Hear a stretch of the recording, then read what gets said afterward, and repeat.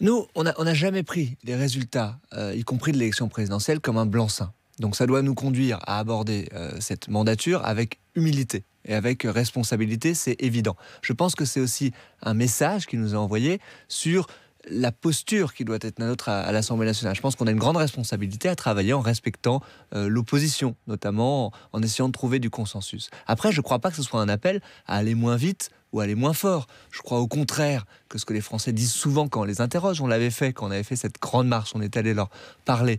Ils disent la vie politique ne nous plaît plus telle qu'elle est parce qu'elle est plus assez exemplaire, mais aussi parce qu'elle est plus assez efficace. Donc je crois au contraire qu'il faut aller vite, surtout quand on a présenté les choses pendant l'élection présidentielle. C'est le cas sur la réforme du travail, par exemple. Non. On n'a pas compris ce que vous vouliez faire, en fait. Je ne sais même pas si vous, qui êtes député aujourd'hui, vous savez quel est le projet du gouvernement sur la réforme du Code du travail. Nous, on n'a pas compris. Mais c'est la bonne occasion, alors peut-être pour en faire un peu plus la pédagogie, c'est vrai, parce que souvent on présente ce projet avec un bout du projet au final. Mais ce qu'on veut faire, c'est effectivement simplifier les choses, qu'il y ait un certain nombre de discussions, de négociations qui se prennent dans les entreprises, dans les branches professionnelles, simplifier aussi les rapports de travail, notamment au niveau des instances de négociation, au niveau de la justice prud'homale, mais aussi ouvrir des droits nouveaux pour les salariés, c'est-à-dire mieux protéger, donner le droit au chômage pour les salariés démissionnaires indépendants, ça sera un peu après, et remettre à plat notre système de formation. Le système de formation professionnelle ne fonctionne pas bien aujourd'hui en France, et donc c'est le corollaire indispensable d'un peu plus de simplification, d'un peu plus de liberté, mais en protégeant mieux les individus, et un peu moins les emplois. Mais est-ce que vous avez le sentiment que là, c'était une espèce de victoire sous surveillance, en fait, et ça dit des choses de ce que vous venez de nous expliquer de la loi travail.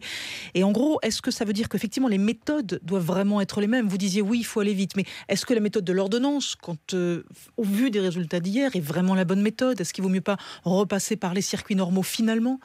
Je ne crois pas sur ce sujet-là, pour la raison que on le fait en début de quinquennat, et je le pense sincèrement, en ayant présenté assez précisément l'esprit de ce qu'on voulait faire. Et donc, il faut aller vite sur ce sujet-là, parce que c'est un sujet sur lequel les résultats prendront un peu de temps. Donc, si on n'attaque pas rapidement ce sujet-là dès le début du quinquennat, ben on décevra. Après, je ne pense pas que la méthode par ordonnance doit être le fil rouge du quinquennat. Je crois que c'était une occasion d'enclencher rapidement les réformes, mais qu'ensuite, il faudra revenir à une méthode plus classique.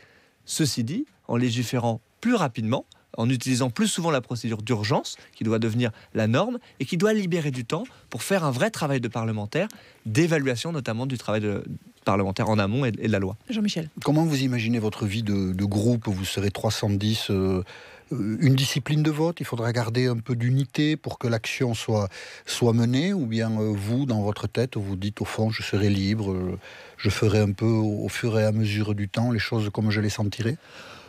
D'abord, je crois qu'on a une grande chance d'une certaine manière, c'est d'avoir un projet qui n'a pas bougé entre l'élection présidentielle et l'élection législative, qui est un projet stable, qui est un projet qui, à mon sens, est cohérent et qui a été bien chiffré. Donc ça, c'est une chance. Et je crois que les députés qui seront engagés dans la République En Marche, ils seront fidèles, et ils ont raison de l'être, au projet présidentiel, et donc qui devient le projet législatif. Ceci dit, être fidèle à un projet, ça ne veut pas dire être godillot sur tout.